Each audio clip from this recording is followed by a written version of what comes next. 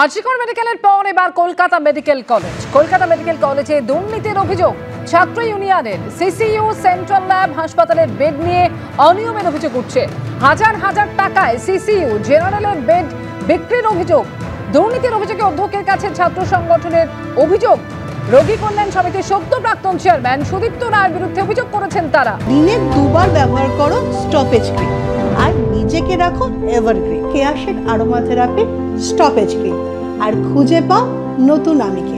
Central ল্যাবের এক কর্মী জয়ন্ত ঘোষের বিরুদ্ধেও অধ্যক্ষের কাছে নালিশ জানিয়েছেন। অধ্যক্ষের কাছে একাধিক ব্যক্তির বিরুদ্ধে সিন্ডিকেট চালানোর অভিযোগ জানানো হয়েছে। মেডিকেল কলেজের অধ্যক্ষ যা সিদ্ধান্ত নেবেন মেনে নেব, যে কোনো তদন্ত করে দেখতে পারেন, কোনো অসুবিধা নেই।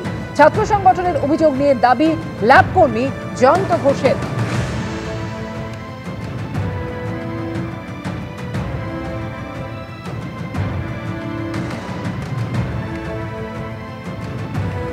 সুদীপ্ত রায় এবং সেন্ট্রাল ল্যাবের যিনি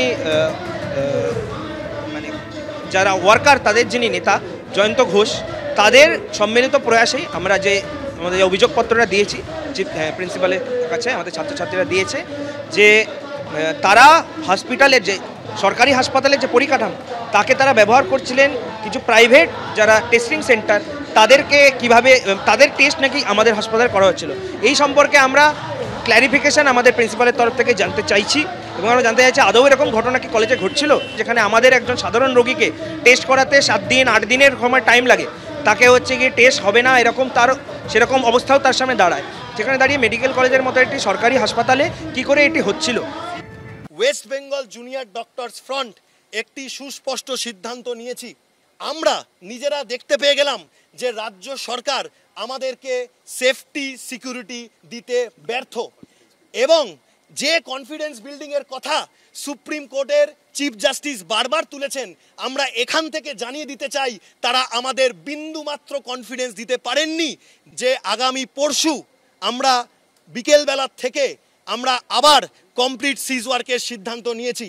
আমরা পার্শিয়াল কর্মবিরতির যে জায়গাটা রেখেছিলাম, আমরা ভেবেছিলাম যে সরকার হয়তো সদিচ্ছা দেখাবে, সরকার হয়তো পদক্ষেপ নেবে, মাননীয় মুখ্যমন্ত্রীর সাথে বৈঠক, চিফ সেক্রেটারির সাথে বৈঠক, সেখান থেকে হয়তো একটা সদিচ্ছার প্রশ্ন আসতে পারে, সেখানে হয়তো একটা হাত মেলানোর একটা খোলা মনে ডিসকাশনের জায়গা এসে গেছিল। কিন্তু আমরা দেখতে পেলাম যে সেগুলো সবকটি অন্তঃসার শূন্য। আজকে সাগর দত্তর যারা জুনিয়র ডাক্তার রয়েছে তারা ভয়ে আক্রান্ত এবং তারা বলেছে তারা কোনো মতেই এই হাসপাতালের ওয়ার্ডে ফেরত যেতে পারবে না। আমরা সেম জিনিস West Bengal junior doctors front তার আন্ডারে যে প্রত্যেকটি মেডিকেল কলেজ রয়েছে, সেই মেডিকেল কলেজের আমরা যারা জুনিয়র ডাক্তার রয়েছি আমাদেরও সেম জিনিসটাই মনে হয়েছে।